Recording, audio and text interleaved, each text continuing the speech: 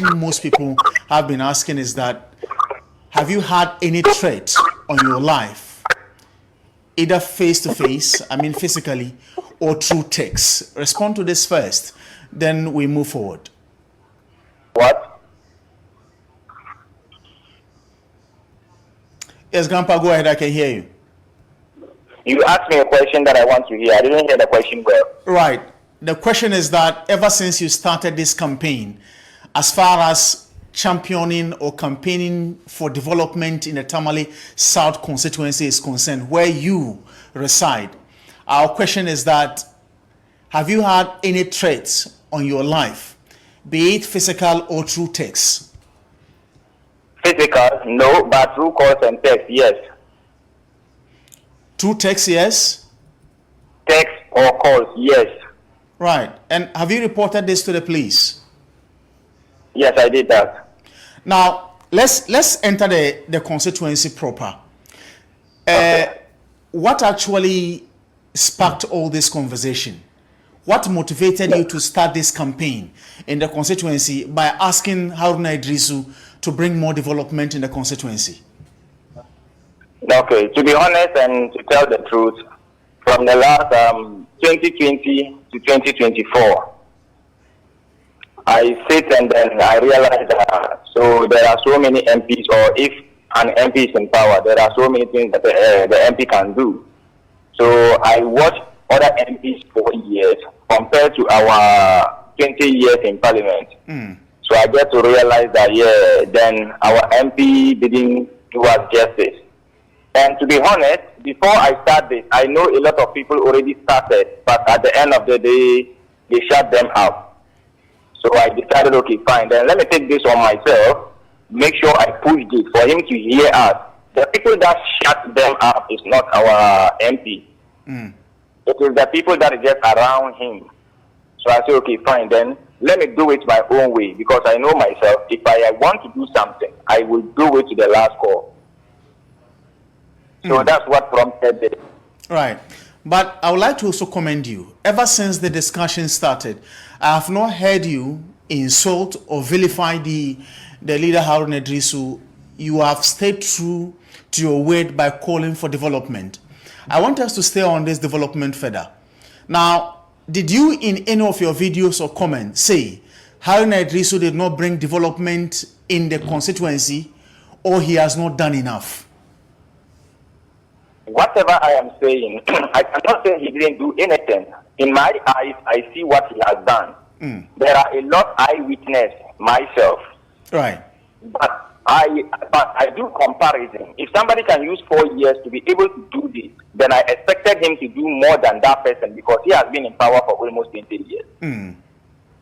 But Grandpa, the question other people are asking is that you live in only just 3, if I may say, electoral areas, which is Nalonfong, like you mentioned in one of your videos, Kapayeli, and then Bilpiala, right? Yes, and by and where. But you see, the constituency is that broad, and you cannot limit the entire constituency to only 4 electoral areas. You will agree with me? Yes, I agree with you. But the reason why I did that is I grew up in these 4 areas. And he himself grew up in this area. Anytime he came back, there are cities, like there are groups he will go and meet, sit with them, then they play some kind of games, and then he will get up. So I asked myself the question: if he go in this area, why don't we have any security personnel like working? And then we have people that are graduates.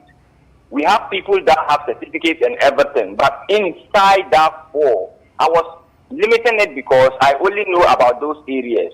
But when I started this, I get to realize that it is not only in our area, it is the whole constituency. But Grandpa, you cannot say you know everybody that Haruna Idrisu support or don't support. I can't say, you can't make it place. What I'm saying is that you cannot say that for the fact that you live in that constituency and in specific electoral areas, if you don't see development, means that he is not bringing development in the constituency. Rafi, can you hear me? now hear you. Rafi, can you hear me now?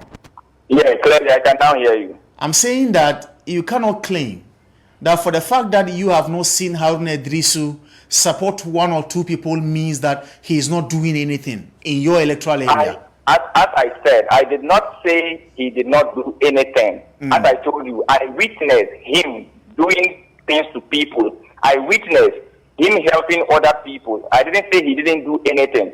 But as I said, I compare it to other people. Whatever I said, I ask questions. It is not a matter of I'll just say it. This is my opinion. I'll say, this is what I said. If you think what I said is not the right thing, then come up with an evidence to back up whatever I am saying. Which nobody, like, since I started up to now, nobody ever come with an evidence to show that, yes, maybe you didn't know. This is it. Now you know. Nobody. From the communication team from beginning to end, nobody did that. From their chairman to whatever, nobody could come out and say, okay, fine, this is it. You said you need maybe 5 people that did this. Here is it. You said you need maybe 10 people for this. None of them could do that. Indirectly, it is not there. Because if it is there, they will have do what? They will have proven it. I didn't want this to go like, let's say, debate free. I wanted to call on our MP, our parents, our grandparents, the way you used to rule them. This generation is different.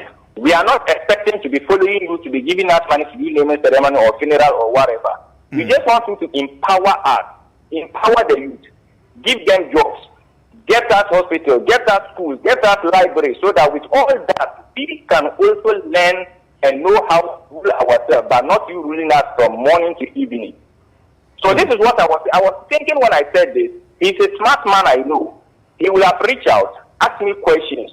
What do you think, if it be in your constituency, it will help the youth to grow? Simple as that. I will line it up to him. Then maybe if he can do, I am not saying he should change our constituency into heaven. I am just trying to make it look like, okay, fine. If you tell us for the last 3 years, what can you use it to do? Even if he tells us that he's going to build only hospital, 1 school, 1 library, 1 road, and then maybe somebody for maybe military 1, whatever he said he can do, we will take it. And at the end of the day, we can point something and say, this is what Honorable Haruna has done for us for the past 24 years. But as I am telling you now, if you enter Bayanware, Nalung, Takpa Ayele, Bilchela, and say, maybe this is a school we can point, Haruna Idrisu built for us, we can't get. This is a hospital, we can't. This is a military man or a police service or whatever, we can't. So we want to also have something to point at the end of the day that we can say, okay, since we voted our MPs for 24 years, this is what we have achieved.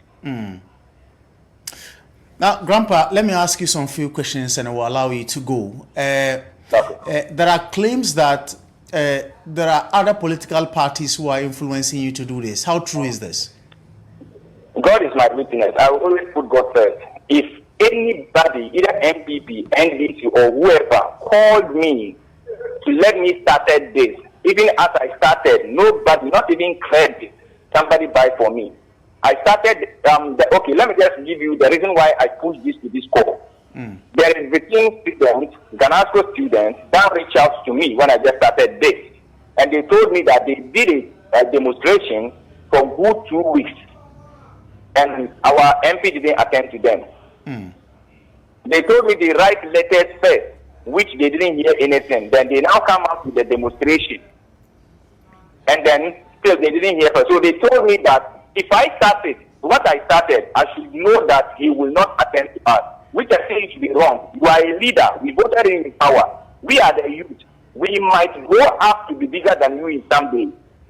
So if we need your attention, either through letters or either through demonstration, you can just come and talk to us. This is it, this is it. Tell us what you can tell us, then we will go.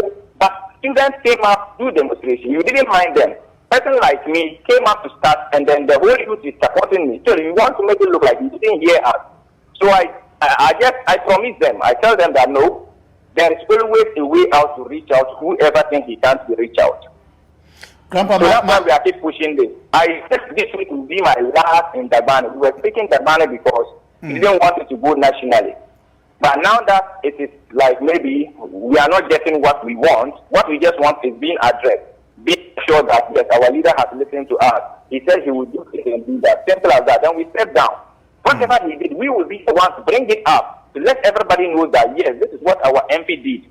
But if it is going to be quiet like this, like the Bitin and Ghana students did, and nobody finds them, we are not students down the street. And trust me, we will push this until he addresses us. Now, my last two final questions to you, then you take a leave of us, is that the timing. There are people who are talking about the timing. Haruna Idrisu, I don't know whether if you know, and I know you are aware since you live in that constituency, has a presidential ambition. I know you are aware. Yes, I know. Now, the timing, you know, is very close. And you know he will be contesting. That's why I said, God have a reason why he did everything.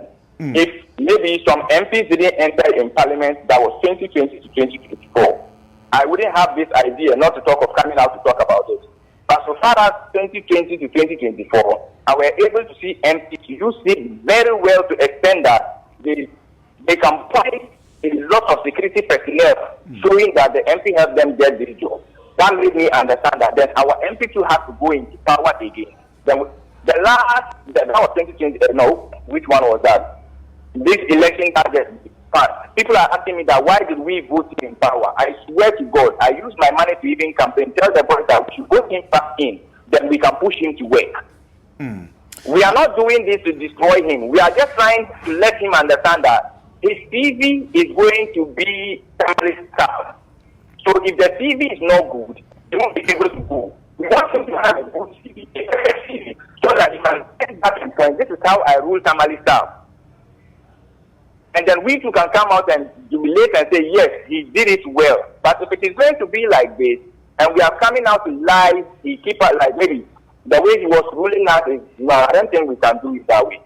So the timing is something that we want to use that timing to let him understand that if you get into power, you have to have a listening ear to your people. You have to know how to give them jobs and all that, which we don't have currently.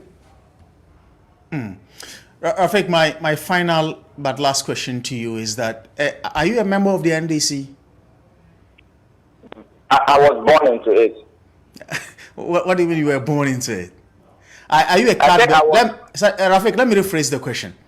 Are you a card-bearing member of the NDC? Are you a card-bearing member of the NDC? For card, no, but I was born into it. So, do you vote MPP or NDC? Do you want to share that? I vote NDC since they don't have to do. So, do you mean presidential or parliamentary? Who have you been voting for all this while? Since I started voting parliamentary, I have never voted anybody unless Haruna Idrisu. Presidential, I voted John, I voted Atamil, and then I skipped John 1. That was the last 4 years back. But this year I voted John and I voted our MP. Grandpa, finally on the security issues, how are you taking your security issues as far as this matter is concerned? How well are you prepared? Have you reported the case? Even though I know I asked you earlier, since we are ending, I want to be sure. Currently, I know you are not in town. I don't know if it is proper for me to be mentioning that. I know, of course, you are not in town. Currently, there are people who are saying it is not advisable for you to even come to town at the moment because of some of the comments people are making. If indeed you have reported the matter to the police, don't you think that you should get security for now? I don't know. Even where you are, I don't know where you are. Even if I know, I don't want to put that on air. Don't you think so? I just want to assure everybody who is listening and know that what I am saying is the fact. What I am saying is the truth. I want to tell them that I am safe. God is our side. I know maybe that is. I just want to assure people that nothing will happen to me. When I see danger, I know I am somehow safe and nothing will be there. Like nothing will happen. I'll be coming to Tamale maybe next week because if we are not here this week, we are going to grant some interviews over here. After the interview, the next thing we have to do is to come to Tamale and do a peace walk. Rafik, let me thank you for your time. Right. Thank you so much. We are grateful. Rafik, Grandpa, is a social activist. You know, when we tagged him as a social activist, there are people who were asking, since when did Grandpa became a social activist? Maybe for those who are asking this question, maybe you want to go and check what social activist is. You know, in Tamale, just like some people were mentioning, you know, the example most people gave was using Dr. Seydou Fita. You know, because he's with us almost all the time, there is no respect. You see,